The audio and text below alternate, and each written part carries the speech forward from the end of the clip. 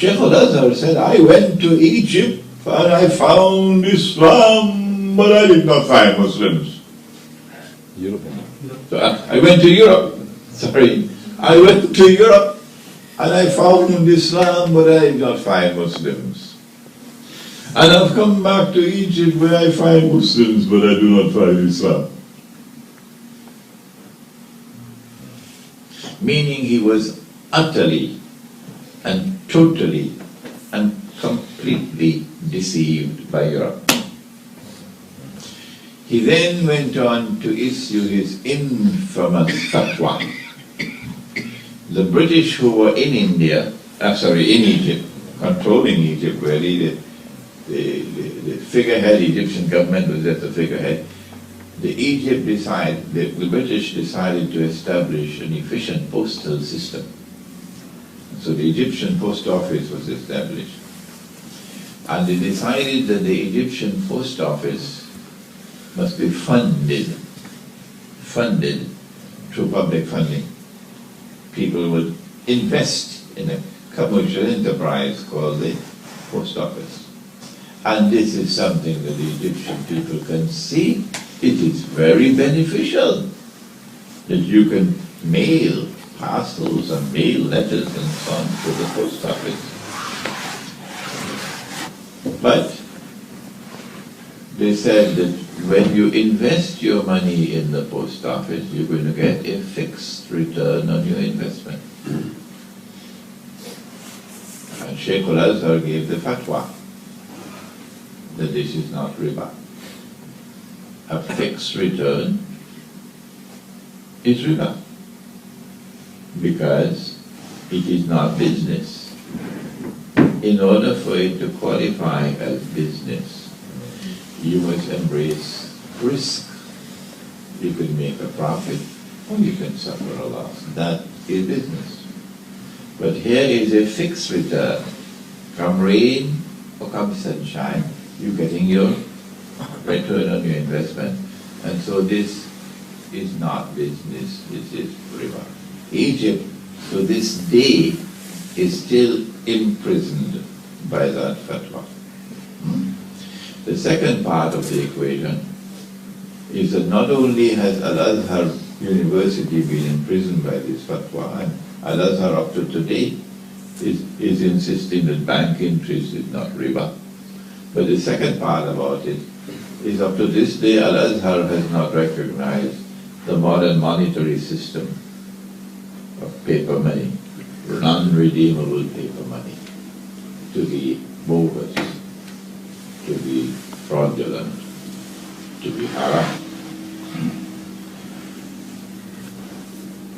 And so there is no way that an Islamic government in Egypt, in this context, can escape an attack by the enemy to make the Egyptian people even poorer than they are now.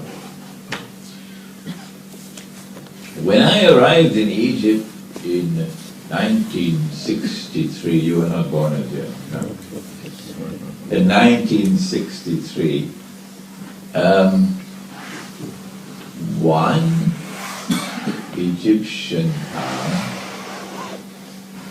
how much was it, I think? It was about 1.5 US dollars, I think, 1 pound. And the sterling pound was about 3 Egyptian pounds to 1 sterling pound, was it over that? Anyhow, so you're getting a salary, you work for the whole month, and you get a salary in Egyptian pounds, in paper of course. And with your salary for a whole month, you could buy a camel. Huh? But then something strange happened to the Egyptian pound. After a few years, and now the same amount of work,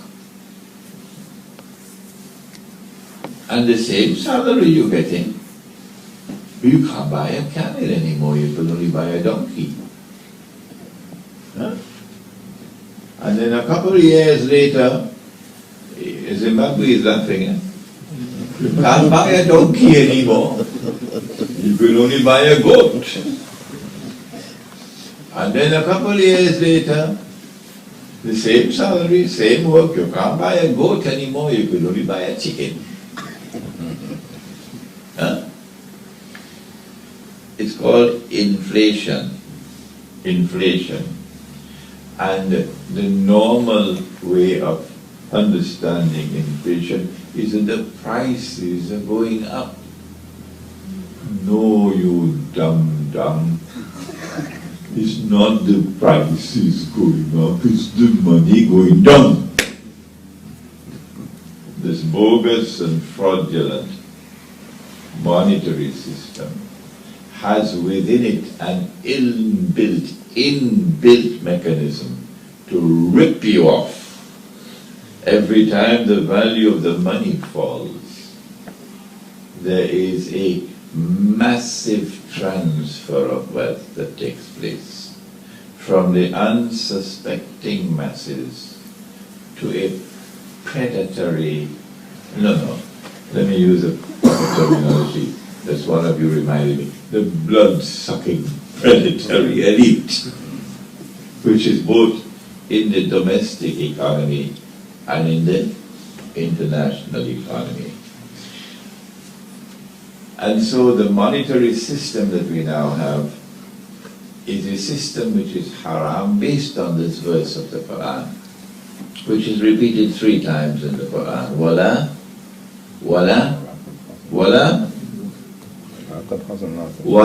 tabkhasun nasa ashya'ahum. Inflation. Suppose your grandfather died and he left you some money. This is your part of the inheritance. But you were a baby.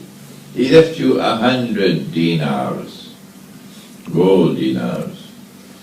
But you were a baby, so your guardians had to put it away. So they put it in a box and they locked it. And 25 years later, you are grown up and you are sufficiently mature, and they feel you should get your money. So they opened the box and they took it out, and they gave you the 100 dinars. MashaAllah. The gold dinar had faithfully preserved what your father had left for you. Faithfully preserve the value of what your father had left for you. It has done that all through history. And they knew that. So what they did, Dajjal, in order to rule the world, not just to rip you off, it's more than that. In order to be able to eventually rule the world, was they took the 100 dinars out of the box and they put in paper. And they said, maybe this grandchild would love the US dollar because it is written there on the US dollar, in God we trust. Have you seen it? Take a look at it. In God we trust. So, mashallah, this is really the best of all money, isn't it? So, with 100 ounces of gold, they got 3,500 US dollars at $35 an ounce, and the Bretton Woods, right? So they took the $3,500 and put it in the box, and they locked it up. 25 years later, when you were a young man and sufficiently mature, they said you should get your money. So they opened the box and they took out the 3,500 US dollars and they gave it to you. But you rubbed your eyes and you said, excuse me, is this what my grandpa left for me? They said, no, grandpa left for you 100 dinars. And you then said, give me my 100 dinars, please, or that, report to the police. So they had to go very quickly to the market to change the US dollars back into dinars. And then they came and they gave you 8 dinars. 8 dinars. 92% of the money was lost, gone, because of inflation. I know of one man who would not take this sitting down. This man would ask, where did my money go? Who took my money? That's why they killed him, eh? Malcolm X. Who took my money? Where did my money go? It didn't evaporate in the clouds. And in the pursuit of those questions to seek the answers, he would have discovered that his loss was their gain. And this is what Allah speaks of in Surah An-Nisa. وَأَخْذِهِمُ الرِّبَى وَقَدْ نُهُوا عَنْهُ. What did he say? Allah? وَأَخْذِهِمُ الرِّبَى وَقَدْ نُهُوا عَنْهُ. Oh, it was haram for them.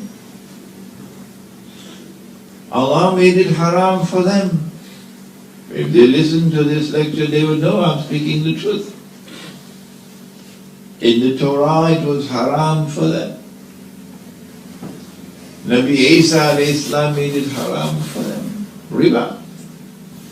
But when we go to the Torah, we find something else. That the Torah now says it is haram for an Israelite to lend on interest to another Israelite. But it is halal for him to lend on interest to those who are not Israelites, the Ummiyun, translated as Gentiles, but otherwise known as cockroaches. So they changed the word of Allah in order to be able to become moneylenders to the world. وَأَخْذِهِمُ الرِّبَى وَقَدْ نُهُوا عَنْهُ وَأَكْلِهِمْ أَمْوَالَ النَّاسِ بِالْبَاطِلِ.